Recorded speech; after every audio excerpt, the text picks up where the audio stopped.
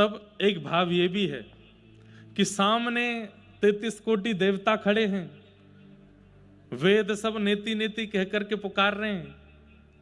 वही समय किशोरी जी ने कही कि भैया ब्रह्मांड के नायक आपकी आज्ञा से पूरे ब्रह्मांड चलते हैं और आप मुंह को देखने में व्यस्त हो।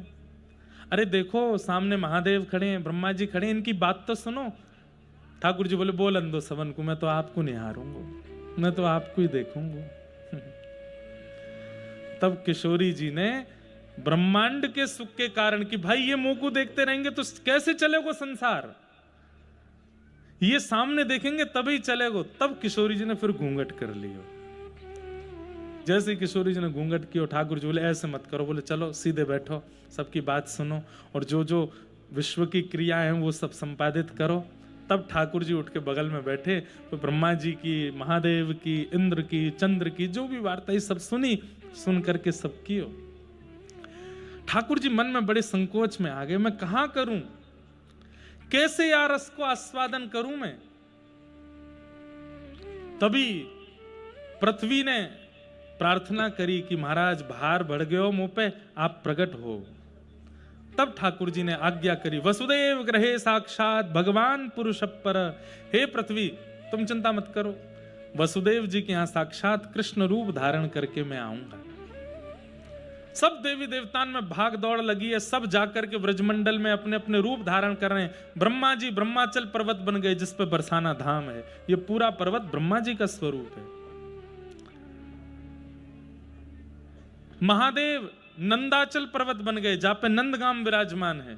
साक्षात नारायण गोवर्धन पर्वत बन गए। सब देवता अलग अलग रूप धारण करके आए।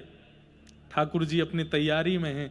तभी किशोरी जी से प्रार्थना करी, हे श्यामा जी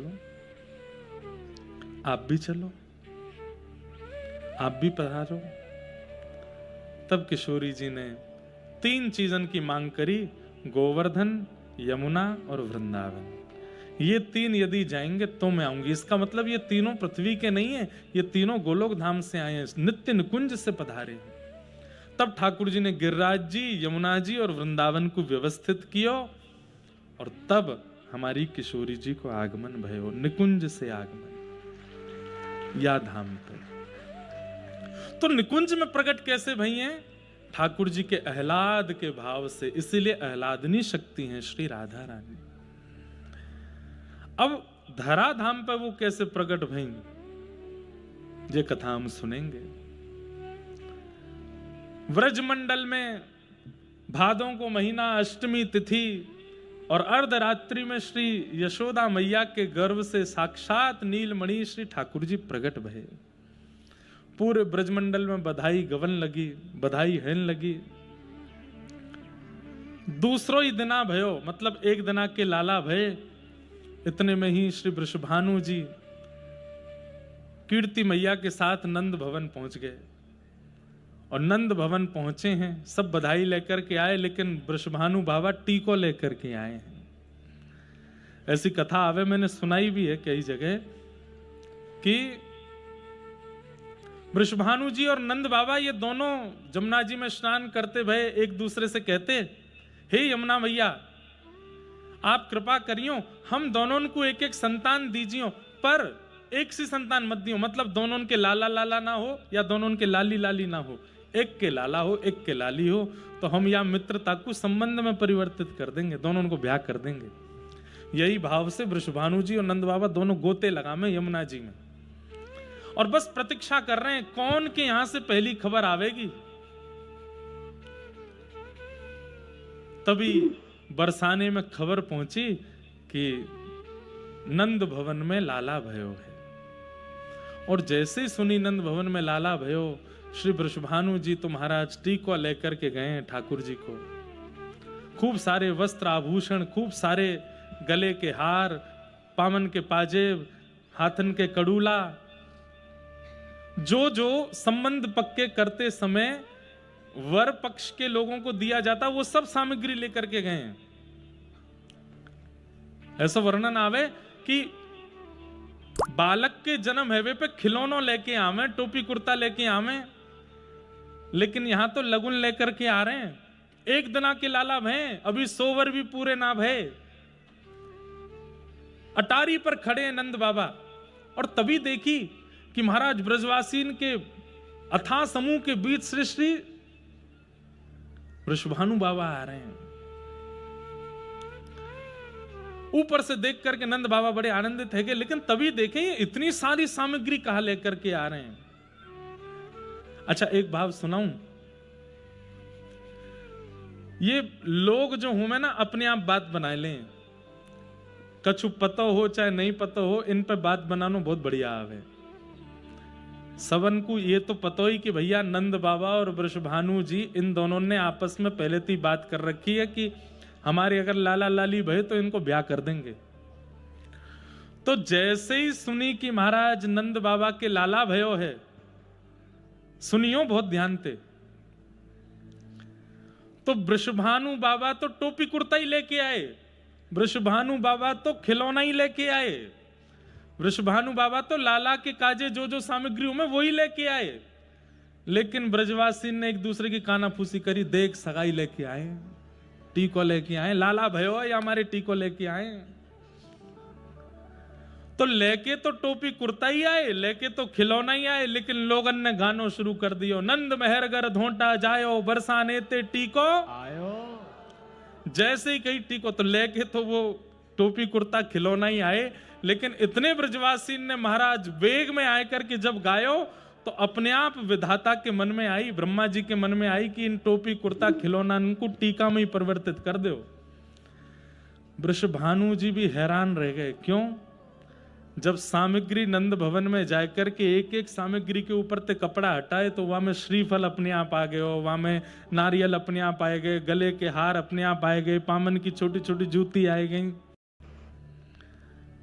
तो नंद बाबा ने भानु बाबा से कही, हे भानु बाबा, हमें आपको संबंध स्वीकार है। और स्वीकार का हमारी तो बचपन से यही बात रही कि भैया मेरे लाला होएगो तो आपकी लाली ते ब्याह होएगो, आपको लाला भयो तो मेरी लाली ते होएगो। लेकिन ठाकुर जी की कृपा से हमारे लाला है गयो, पर अभी तक बरसाने ते तो कोई खबर ऐसी है ना है।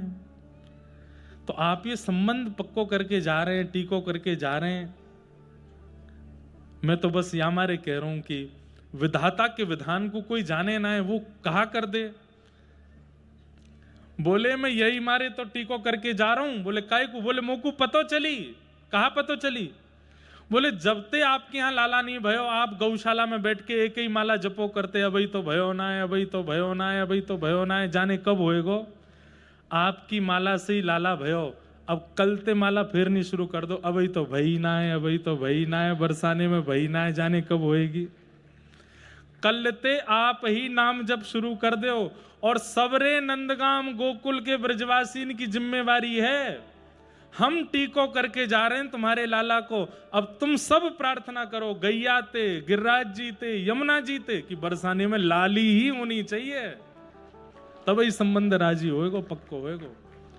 हम तो टीको करके आपके ऊपर जिम्मेवारी डाल के जा रहे हैं, लग जाओ सबरे भजन में।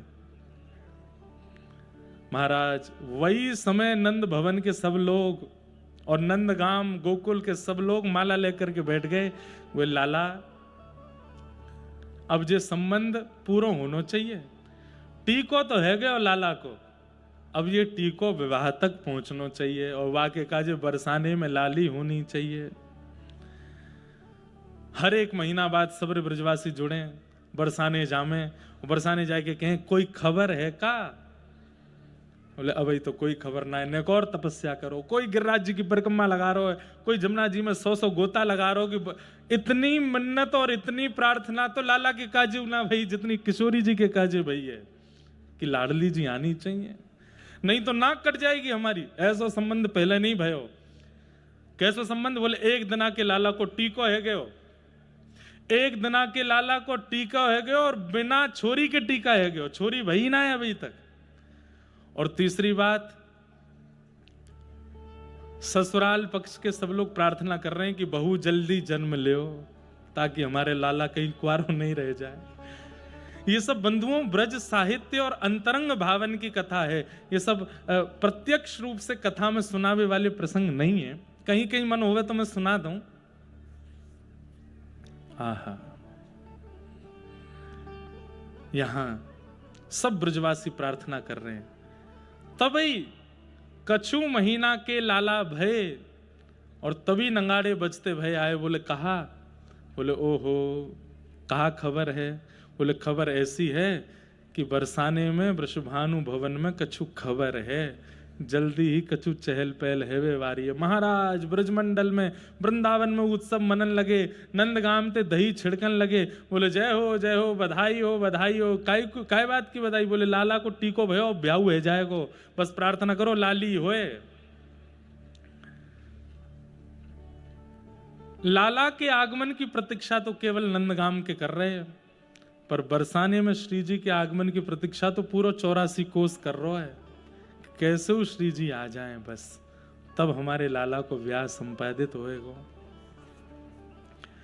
किशोरी जी निकुंज में विराजमान, निकुंज कहूं तो यूं समझ जाइयो गोलोक धाम, नित्य निकुंज, नित्य निकुंज में विराजमान श्री जी कह रही हैं अरि ललिते अरि विशाखा। अच्छा, ये अष्ट सखियां जो हैं ये सब श्री जी से प्रकट भई। जैसे श्री जी ठाकुर जी के हृदय से प्रकट भई हैं, ऐसे ये अष्ट सखियां श्री जी के चित्त से प्रकट भई हैं। कैसे कैसे प्रकट भई, अब वो विस्तार है पूरा वाको। पहले निकुंज में केवल दो हैं, प्रिया और प्रियतम। अब प्रियतम जब प्रिया जी को श्रृंगार करें और वह श्रृंगार को लेकर के जब प्रिया जी अपने आप को प्रतिबिंब में देखें, तब मन में विचार करें, ओहो ये कितनो सुंदर स्वरूप सजायो मेरो श्याम सुंदर ने। तो अपने ही स्वरूप पर जब प्रिया जी मोहित भई, तो वही प्रतिबिंब को स्वरूप श्री ललिता जी के रूप में प्रकट है। क्यों?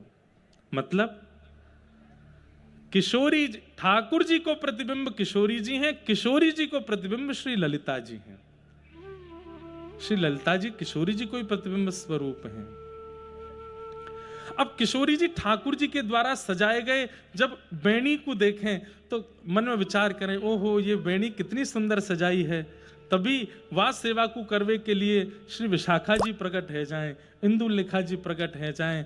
सब किशोरी जी की जो अष्ट सखियां हैं, ललिता जी, विशाखा जी, चित्रा जी, इंदुलेखा जी, रंग देवी जी, तुंग विद्या जी, चंपकलता जी, सुदेवी जी, 8 सखीन को प्रादुर्भाव है जाए। मुझको तो इनको विस्तार से बतानो सब कुछ, पर मुझको बस यही है कि ढाणी लीला में बहुत समय मुझको लगानो नहीं है, पर मैं थोड़ा थोड़ा इन सबन को संकेत आप सबन को बताए दूं। सबसे पहली सखी हैं श्री ललिता जी, क्योंकि अष्ट सखीन के बिना अगर हमने श्री जी को प्रकट कर दियो तो हम लोगन से कोई ना कोई विघ्न बनो ही रहेगा। या हमारे अष्ट सखीन को बुला लें, वही किशोरी जी के साथ में आगे की लीला में रहेंगी तो अच्छा रहेगा। तो सबसे पहले श्री ललिता जी।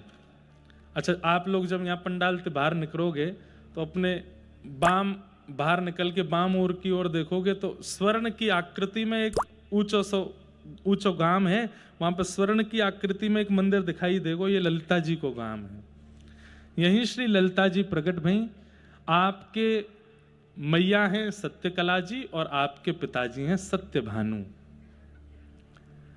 उनके यहां श्री ललिता जी को प्रकट, और एक मत से आपकी मैया को नाम शारदा और पिताजी को नाम विशोक। उनके यहां श्री ललिता जी को प्रादुर्भाव हुए। कैसे प्रकट भई? निकुंज में दर्पण से। लेकिन अब किशोरी जी आ रही हैं तो वह समय पर पूरे बरसाने में और आसपास के गामन में अष्ट सखी प्रकट करी हैं पहले। इसलिए हम भी मंच पे किशोरी जी को बुलावे से पहले सूक्ष्म भाव से अष्ट सखीन को प्रकट कर दें। वृषभानु आओ कीर्ति मैया तके एरी मेहर जी कहा लेके आई, हम तो खिलौना लेके आए, हम तो मेवा बाटी लेके आए, हम तो मिष्ठान लेकर के आए, ये सब परिवर्तित कैसे है? क्यों? बोले अरे भैया ब्रजवासी नहीं 33 कोटि देवता भी चाह रहे हैं कि संबंध पक्को कर चलो, यही संबंध कर चलो। नंद बाबा आए, आकर के हृदय से लगायो, अरे आप सबन के आशीर्वाद सो लाला भयो है। बोले आपके लाला है, हमारे तो जमाई है। एक दिन आके जमाई राजा सास ससुर की गोद में डोल रहे हैं। ब्रजभानु बाबा गोद में लेकर के कैसे खिला रहे हो, जय हो मेरे दामाद जी।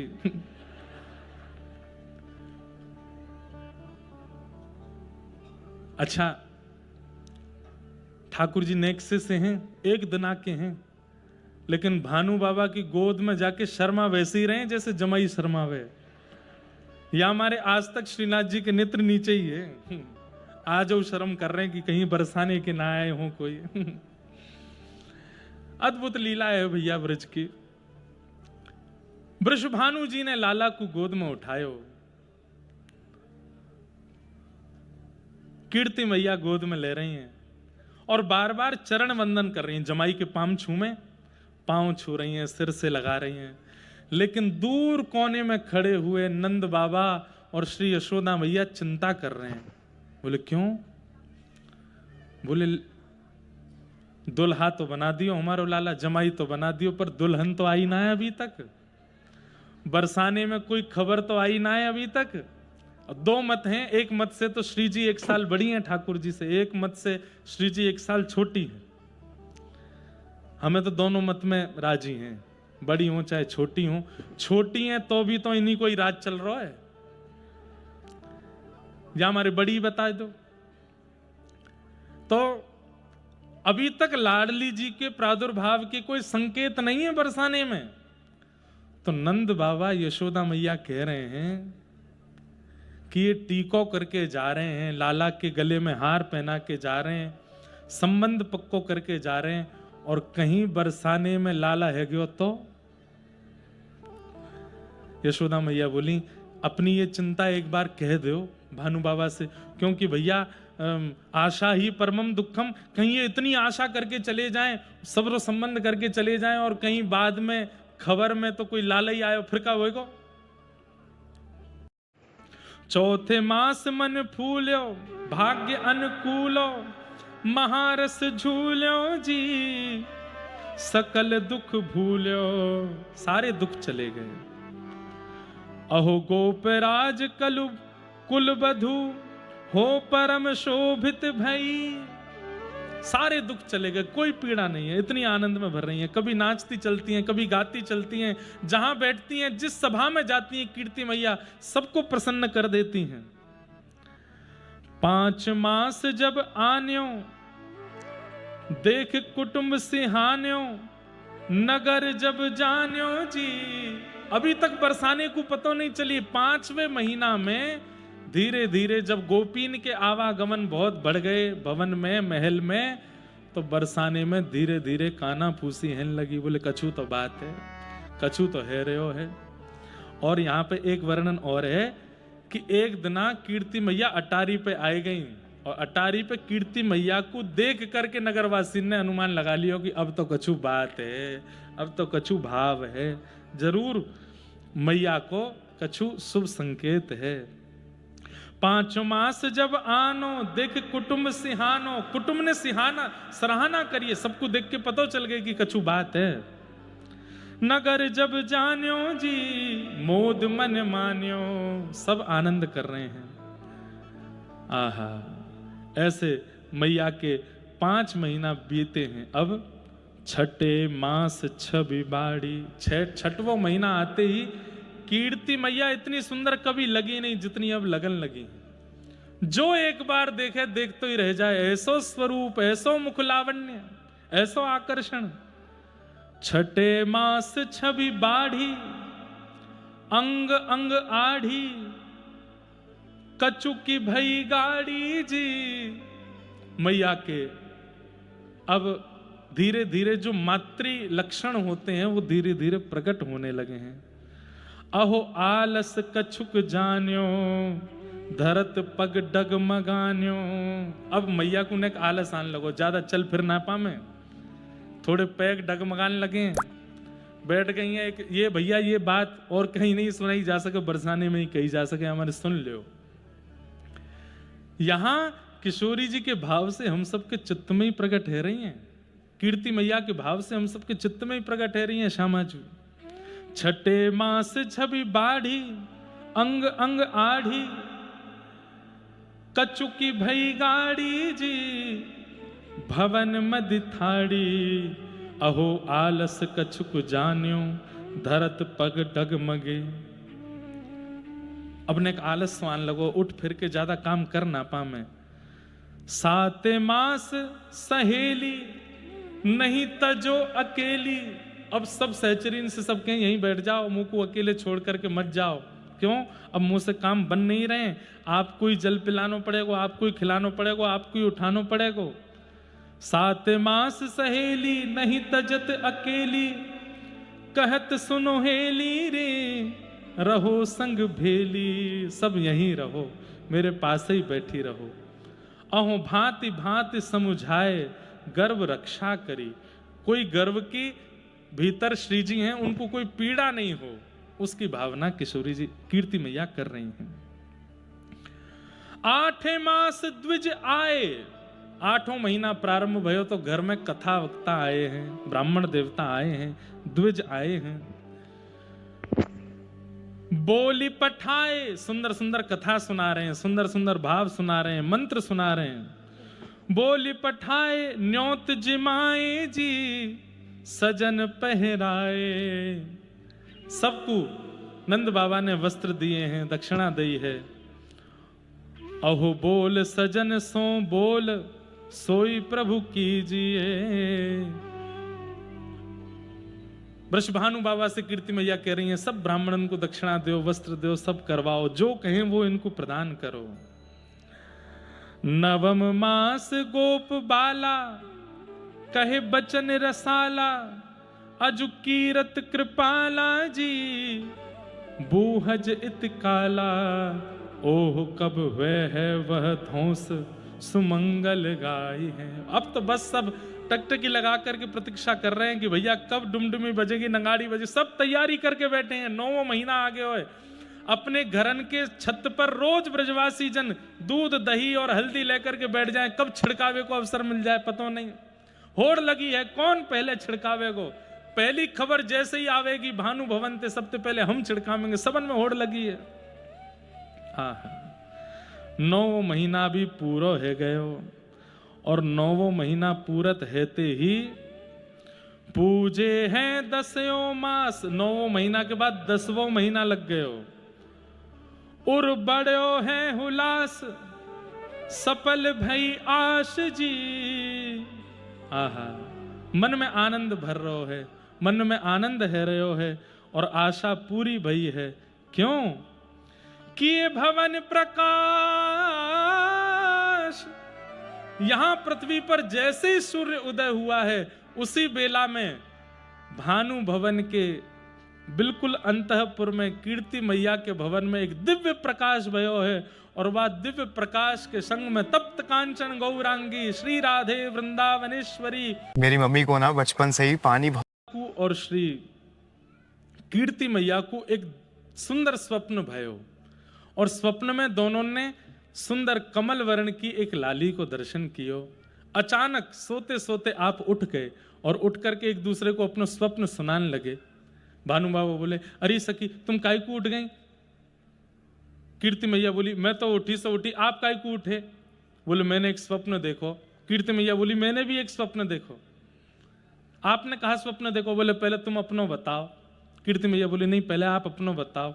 तब भानु बाबा बोले, मैंने तो स्वप्न में देखो एक कमल वर्ण की सी सुंदर सी एक लाली, बड़ी सुंदर बड़ी मनोहर गुटमुन गुटमुन चलती आई और मेरी गोद में आए कि मेरी दाढ़ी ते खेल रही है। वहां को रूप इतना सुंदर, मैं एक झलक ही देख पायो रूप की और इतने में ही वो गोद ते उतर के पता ना कहाँ चली गई। पीछे पीछे दौड़ता रहो, जन कौन से कक्ष में प्रवेश कर गई, मिली नहीं तो हड़बड़ाई के मैं उठ गयो। कीर्ति मैया बोली, वही कमल कली सी लाली जो आपकी गोद में खेल रही, आपकी गोद तो उतर के मेरे कक्ष में आए कि मेरे गोद में खेलने लगी। ऐसा मोकू स्वप्न में दिखो है, वही कमल कांति की लाली मेरी गोद में खेल रही है। बस ये चर्चा कर ही रहे हैं दोनों, रात्रि को समय है और इतनी चर्चा हेते ही प्रसव पीड़ा है लगी। अभी मैं एक पद सुना नहीं रहा हूं, बहुत विस्तृत हो जाएगा। उसमें 9 महीना का पूरा वर्णन है। कीर्ति मैया को 9 महीना तक क्या क्या संकेत हो रहे हैं, क्या क्या भाव हो रहे हैं, उन सब का वर्णन उसमें किया गया है। तो उसमें वर्णन करते हैं कि जब 3रा महीना आयो तब 3रे महीने में क्या हुआ। अब सुनाई दूं, कौन सा कहीं भागे जा रहे हो। यहाँ भागवत जी विराजमान है, बीच बीच में भागवत जी को पुट आएगो, लेकिन मुख्य रूप से तो हमें निकुंज रस चर्चा करनी है, निकुंज के भाव सुनने हैं। तो आप सब लोग बड़े भाव से सुनियो। प्रथम मास जब लाग्यो ही अनुराग्यो, भाग्य बड़े जाग्यो री अमंगल भाग्यो। पहलो मास जैसे ही आयो तो क्या हुआ? अमंगल। अमंगल किसको कहते हैं? अमंगल द्योतक जो कुछ भी होता है वो सब होना बंद हो गया। ना तो स्वप्न में कुछ गलत दिखता है, ना प्रत्यक्ष में कुछ गलत होता है। जितने भी अमंगल कार्य हैं वो सब मंगल होने लगे। ये प्रथम महीने में हो रहा है। प्रथम मास जब लाग्यो अमंगल भाग्यो। द्वितीय मास जब आयो, द्वितीय मास जब आयो, कही बचन सुनायो, सखी सो जनायो री। दूसरों महीना जब कीर्ति मैया को लगो है तो मैया को ने एक आभास होने लगो कि कछु बात है। तो सखीन को बुलाकर के कीर्ति मैया ने बताया है कि मुंह को कछु अनुभव है रोए, कि ऐसा लगे कि कुछ प्रसव पीड़ा जैसी हल्की हल्की कछु प्रसव के लक्षण लग रहे हैं। सखीन को बताया हो। तृतीय मास गोप रानी परम सुख सानी, कहत मृदुबानी जी लली उर आनी। तीसरे महीना में मैया को पतो चल गई कि लाली है गर्भ में। बोले कैसे पतो चली कि लाली है? सब सकीन ने पूछी, लाला भी तो है सके, आपको कैसे पतो कि लाली है? तृतीय मास जब आन्यो परम सुख सानी, कहत मृदुबानी जी क्या लली उर आनी। सब सहचरी बोली कैसे पतो कि लाली है? तब कीर्ति मैया कह रही हैं, अहो लक्षण देख अभूत परम हर्षित भई। अरे लाला यदि गर्भ में आतो तो लाला के जो जो लक्षण वस्त्र आभूषण होने चाहिए वो दिखने चाहिए, पर मुंह को तो अपने स्वप्न में और अपने आभास में लहंगा दिख रहा है, चुनरी दिखाई दिख रही है, चंद्रिका दिख रही है, कानन के सुंदर लटके वाले सुंदर सुंदर कुंडल दिखाई दे रहे हैं, हाथन की चूड़ीन की आवाज आ रही है, पैरन की पाजेब की आवाज आ रही है। इन सब लक्षणन से मुंह को लग रहा है कि मेरे गर्भ में लाली है। आहा, जैसे ही कही कि गर्भ में लाली है। चौथे मास मन फूल्यो, चौथो महीना लगो है और मन फूलो मतलब आनंद में है। भाग्य अनुकूलो महारस झूलो जी, महारस में आ गई हैं श्री कीर्ति मैया। सकल दुख भूलो, जितने भी दुख हैं कष्ट हैं सब चले गए चित्त से। बंधुओं, जिनके चित्त में श्री जी आमेंगी उन सबको ये अनुभव होएगा ही होएगा। या हमारे ध्यान से सुनियो, जरूरी थोड़ी है प्रसव में तो कीर्ति मैया की आ सके, हमारे तो चित्त में आमेंगी ना। तो चित्त में आमेंगी तो हर महीना यहां से जावे के बाद आप सबके चित्त में आनी चाहिए। पहले महीना जो अनुभव हो वो लिखो है, दूसरे महीना, तीसरे महीना, चौथे महीना को कहां अनुभव है? चौथे मास मन फूल्यो, भारती किशोरी जी को प्रादुर्भाव भयो है।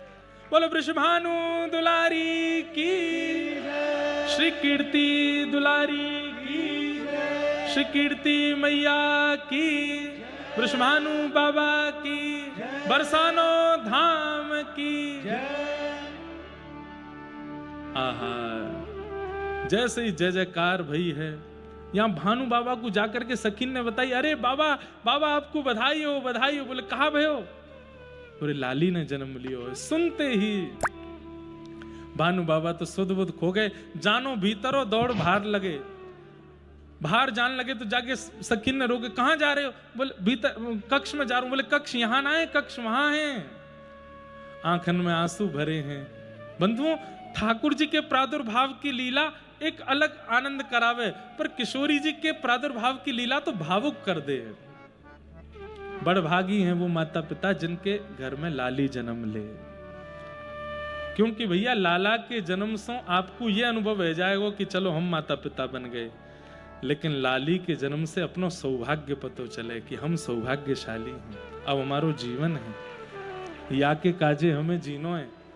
पिता जब पुत्र को जन्म दे तो वाकई में लगा ठीक है अब हमारा तो काम है कि अब ये आगे देखेगो, लेकिन लाली के जन्म होते ही पिता के मन में ये आ जाए कि नहीं अब मुँह को संभलना है, क्योंकि याके काज मुँह को जीनो है, याके काज मुँह को सब करना। भानु बाबा जैसे ही गए, कीर्ति मैया के बगल में पौड़ी हैं श्री किशोरी जी, गोद में जैसे ही उठाई हैं, भानु बाबा बोले अरे अरे मेहर मुंह पे तो उठाई ना जा रहा, संकोच लग रहा, ऐसी कोमल सी है, लग रहा है कि मेरे निष्ठुर हाथन से कहीं आपको कष्ट नहीं है जाए, कोई पीड़ा नहीं है जाए, वापस वहीं पधरा दें। और दूर से ही केवल दर्शन कर रहे हैं, बैठे बैठे रूप कांति को देखते देखते कह रहे हैं ये आंख का ही कुला खोल रही, ये मुंह तो कुछ बोल क्यों ना रही है, ये अपने पाम क्यों ना चला रही, या कि कोई चेष्टा क्यों नहीं है रही, कोई गतिविधि क्यों नहीं है। कीर्ति मैया कह रही अरे अभी जन्म भयो है, नेक देर विश्राम करके फिर उठेगी, बोलेगी भी, गावेगी भी। भानु बाबा कह रहे हैं मुकु बाबा कह के बुलाएगी, बोले हाँ मुकु बाबा कह के बुलाएगी, हाँ। यही कह करके भानु बाबा तो वहीं नृत्य करने लगे हैं। खबर पहुंचते पहुंचते पहुंची है सीधे नंद भवन में, और जैसे ही नंद भवन में खबर पहुंची, महाराज ठाकुर जी एक बरस के घुटमुन घुटमुन करके डोलने, यशोदा मैया ने तुरंत लाला उठाए, पीली झंगुली पहनाई, सिर पर मोर पुच्छ धारण करायो, मोतीन को श्रृंगार करके लाला को गोद में लियो, और जितने महंगे महंगे आभूषण रत्न आदि हैं सब बैलगाड़ी में सजवाए दिए। नंद बाबा को खबर पहुंचाई, चलो जल्दी। बोले कहाँ भयो? बोले वृषभानु गोप के यहाँ लाली भई है। सुन करके नंदगाम के लोग ऐसे भावुक भये हैं, ऐसे आनंद में भर गए, हमारे लाला को टीको खाली नहीं गयो, पूरा है गयो, अब ब्याह है जाएगो। और महाराज श्री नंद बाबा पहुंचे हैं कहवे कि जैसे ही बरसाने आए, भीतर पहुंचते ही किशोरी जी को देखते ही कीर्ति यशोदा मैया बोली लाली के रूप पर न्योछावर करवे वाली वस्तु तो मैं कुछ लाई नहीं हूं, ये महंगे महंगे रत्न आभूषण सब मुंह को फीके लग रहे हैं या के रूप के आगे। सोई गोद में बैठे बैठे लाला ने एक मैया खुजाई दी, बोले मैं भी तो महंगो रत्न हूं, मैं भी तो मैया तेरे हृदय को नीलमणि हूं, नहीं मेरी ओर देख ले।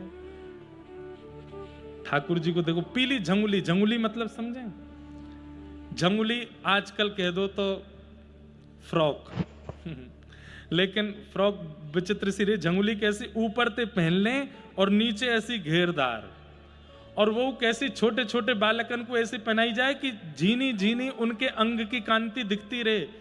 पीली झंगुली और वहां में नील वर्ण के ठाकुर जी, भीतर सबरे अंग दिख रहे हैं, पेटव दिख रहा है, वक्ष भी दिख रहा है, हाथों दिख रहे हैं। आहा, ऐसा लग रहा है पीली झंगुली तो मानो जैसे स्वर्ण को परकोटा, और भीतर दिखने वालों नीलो नीलो अंग मानो जैसे नीलमणि है। यशोदा मैया बोली सबसे बढ़िया रत्न तो यही है मेरे पास। लाल जी लेकर के 8 बार किशोरी जी के ऊपर उसार करके लाल जी ही बगल में पधराए दिए, दोनों युगल पलना में पड़ गए हैं महाराज। आहा, दोनों पड़ गए। हमारे श्री हितरवंश महाप्रभु एक बहुत सुंदर पद ठाकुर जी के भाव से गावे। अब हम देखो, अब आपको बता दें, या पद को गावे के बाद कहा होएगो सुनो, या पद को गावे के बाद में फिर कथा की विश्रांति होएगी, पर्दा आवेगो, और फिर यहाँ अष्ट सखीन को प्रादुर्भाव, और पीछे लाडली जी और मैं नीचे बैठ करके फिर बधाई और पद गायन करेंगे, नाचेंगे, बधाई लुटामेंगे, और वाके बाद फिर ढाणिन आमेंगे, वृषभानु जी के लाली भैया मांग में आमेंगे, फिर वाह लीला को हम लोग दर्शन करेंगे। आहा।